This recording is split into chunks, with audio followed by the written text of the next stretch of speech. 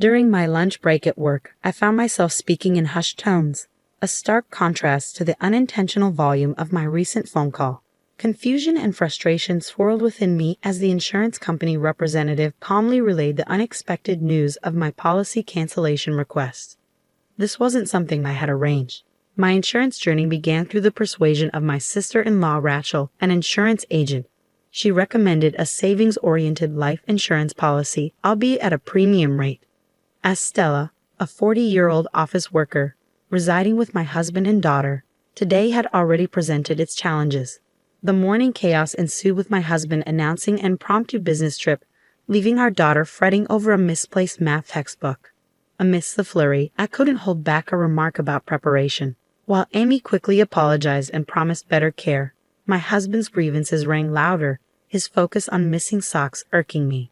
In the heat of the moment, as he packed, I couldn't help but wonder about his frequent business trips and the sudden preference for casual attire.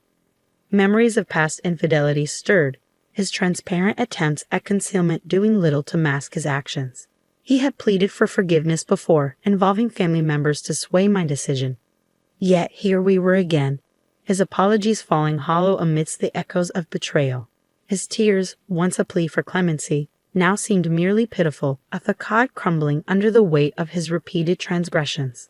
"I've had it," I declared to my husband, my voice firm with resolve. "If there's another issue, we're done." With those words hanging in the air, I handed him the divorce papers to fill out and took charge, transferring all our savings into my account. Despite forgiving him, any love I once felt had evaporated. My husband's selfishness had worn me down. His neglect of our daughter Amy and his inability to prioritize her well-being or spend quality time with her had eroded my patience. But for Amy's sake, I planned to endure a while longer before initiating divorce proceedings. The morning turmoil over Amy's missing textbook left me drained. With no time to pack lunch, I sought refuge in a deli near my office during my break. A poster from an insurance company caught my eye, triggering a memory of the policy I held, promising a celebratory cashback after a certain period. The anticipation of this bonus brought a glimmer of excitement, igniting my thoughts of how I could use the money, perhaps for new fall clothes for Amy. Yet my optimism was short-lived. A visit to the bank to update my passbook revealed no celebration money, and to my surprise, this month's insurance premium hadn't been deducted. Suspicion crept in, fueled by my husband's shady actions earlier that day. A call to the insurance company, only to find my sister-in-law Rachel absent, led to another woman explaining the cancellation of my policy. Despite her assurances of paperwork being in order, I sensed something amiss. The absence of any deposit for cancellation fees further fueled my doubts. The implication that the insurance company bore no fault in the matter only heightened my suspicion. It was clear. I needed to make my stance unequivocally clear. I had never intended to cancel my policy, and I made that clear when I called the insurance company back. "You better confirm with Rachel," I insisted before abruptly ending the call. With my lunch break slipping away, I barely had time to touch the food I bought from the deli, but hunger was the least of my concerns. I had more pressing matters to address. Seeking permission from my boss to leave early, I swiftly wrapped up my remaining tasks before departing the office ahead of schedule. Dialing my husband's number, I steeled myself for his response, fully aware that he might be busy at work. "Stella, why are you calling?" "I'm at work," he grumbled upon answering, the cheerful music in the background a stark contrast to his demeanor. Frustration bubbled within me as I confronted him about the cancellation of my life insurance policy. "This is absurd," I snapped, my suspicions weighing heavily on him and Rachel. "I might have been scammed, and I'm considering involving the police." His admission took me aback. "It was me, okay," he confessed, catching me off guard with his sudden honesty. But any relief was short-lived as anger simmered beneath the surface. "So it was you," I retorted sharply. "Where's the cash value then?" His response about using it to support his mother only fueled my frustration. "Support?" I repeated incredulously. "Did something happen to her? Why does she suddenly need money?" "No, she just wants to take family trips to holiday resorts now and then," he explained nonchalantly, as if it were the most natural thing in the world. I was taken aback by my husband's unexpected words. You cancel my life insurance without my consent, and you used it for travel expenses? The business trip was a lie? I questioned, incredulous at the revelation. Yeah, I'm the beneficiary, so I don't see a problem, he boasted, his excitement palpable as he described the luxury hotel lobby he was currently in. It seemed as though being caught red-handed only emboldened him. Frustration surged within me as I attempted to reason with him. Why did you cancel without my consent? I'm the one paying the premium from my own salary, I argued, only to be met with dismissive remarks about being healthy and able to take out another policy. His lack of understanding left me with a pounding headache. Do your parents and Rachel know that you cancel my life insurance without my consent? Didn't my father-in-law say anything? I pressed, hoping for some semblance of accountability. But his nonchalant response only fueled my irritation. Rachel is obviously an accomplice.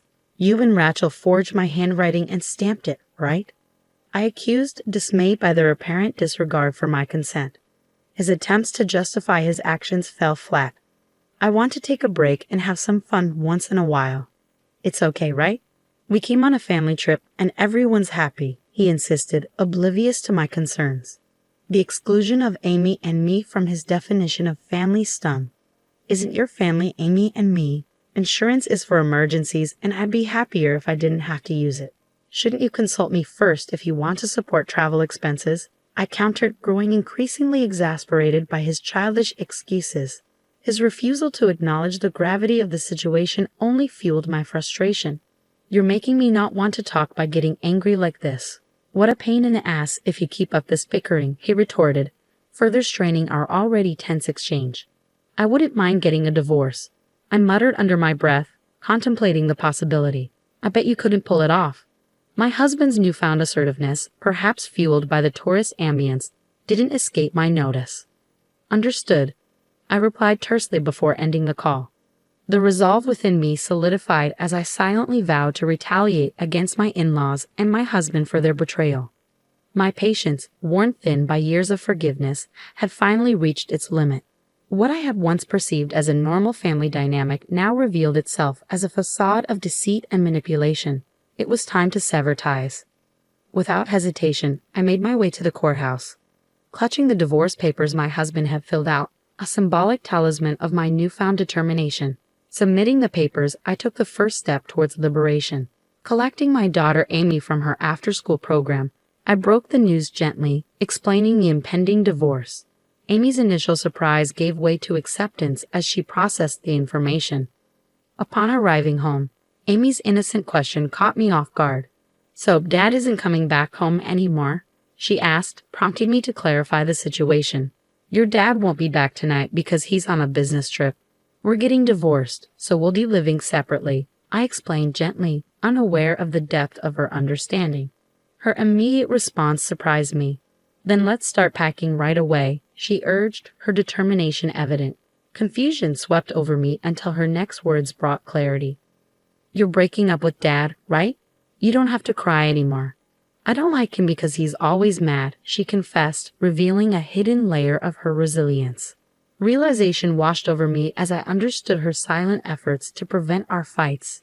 Amy, did you always try to stop us from fighting because you didn't want me to be sad? I asked, touched by her unwavering support. Of course, she replied simply, her words a testament to the strength of her love. I had resolved to endure the marriage for Amy's sake, but her revelation shattered that resolve. It was evident she had been silently shouldering the burden of our strained relationship. Amy's intervention in our fight stemmed from her concern for me. Dad never plays with me, even on his days off, she confessed, her words tinged with sadness. He tells me to go away whenever I try to talk to him. He only uses me to say something mean to you. Her admission pierced my heart, revealing the depth of her sorrow. It was a painful realization that my husband's selfishness had not only affected me, but had also left its mark on Amy. I'm sorry, Amy, I murmured, my voice thick with emotion. I've made you go through a lot. From now on, it's just going to be the two of us, but I'll take good care of you. I really love you. Determined to shield Amy from further sadness, I busied myself with preparations. While she focused on her homework, I reached out to a lawyer, searched for realtors and movers online, and contacted my parents. Upon hearing our plight, my parents insisted we return home immediately. Amy doesn't have to transfer schools, my father assured. And tomorrow morning, I can borrow a truck to help us move our things. With their support, I began the process of transitioning our lives. I informed the landlord and Amy's school of our relocation, deciding to tackle the paperwork gradually. And with work, I requested a vacation day for tomorrow, signaling the beginning of our new chapter. I was determined to get everything sorted before my husband returned home.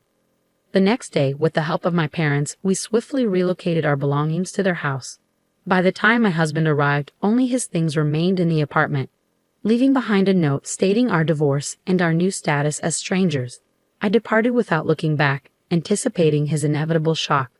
The feeling of triumph washed over me as I reflected on the smooth execution of my plan.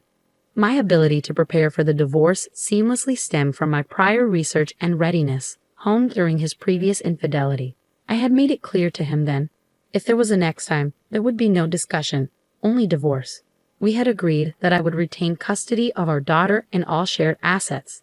And so my daughter and I embarked on our new life at my parents' house. A few days later, a frantic call from my mother-in-law startled me. Despite her son's penchant for tears, her outburst caught me off guard. "You're divorcing him even though he didn't cheat?" she exclaimed, her words ringing in my ears. Her insistence on an apology bewildered me. Apologize? Why? I responded, struggling to comprehend her demands. The abruptness of my question seemed to catch her off guard, silencing her momentarily. As she attempted to reassert herself, I found myself questioning her identity. "Who are you?" I blurted out, unable to shake off the suspicion of a potential scam call. Her hesitation only fueled my uncertainty. "If you don't identify yourself, could this be a scam call?" I challenged, refusing to yield until I was certain of the caller's legitimacy. I decided to seize upon my slip of the tongue. After all, now that we were divorced and strangers, there was little point in engaging in serious conversation with those who unilaterally canceled a life insurance policy. "Don't be ridiculous, Stella. If you're going to take that attitude, I have a few things to say too," my mother-in-law retorted, her fury palpable. But her anger didn't faze me. "What are you talking about? Do you think you can just do something like that?" I challenged, refusing to back down. I had an agreement with him. If there was any issue, we'd divorce immediately, and he told me on the phone that we were getting divorced. My words left her speechless, and I seized the opportunity to press on. If he wanted to go on a trip, he should have just talked to me about it. Why did he have to commit a crime? Is your whole family looking to end up in jail or something? Canceling life insurance without consent qualifies as forgery. You know that could lead to imprisonment from 3 months to 5 years, so I'm ready to fight this thoroughly. I don't want to hear about how his family has no savings or how they're poor. My husband might have just done this nonchalantly, but that's precisely why I can't forgive him. The mention of imprisonment seemed to catch her off guard, and she faltered, but it was too late. I hung up and blocked all calls from my husband's family. After that, my husband was so shocked by the divorce that he voluntarily left his job and became a shut-in. As for the life insurance issue, we utilized the financial ADR system, which successfully resolved insurance-related disputes outside of court. Rachel, my sister-in-law, faced disciplinary action and was fired from her insurance company.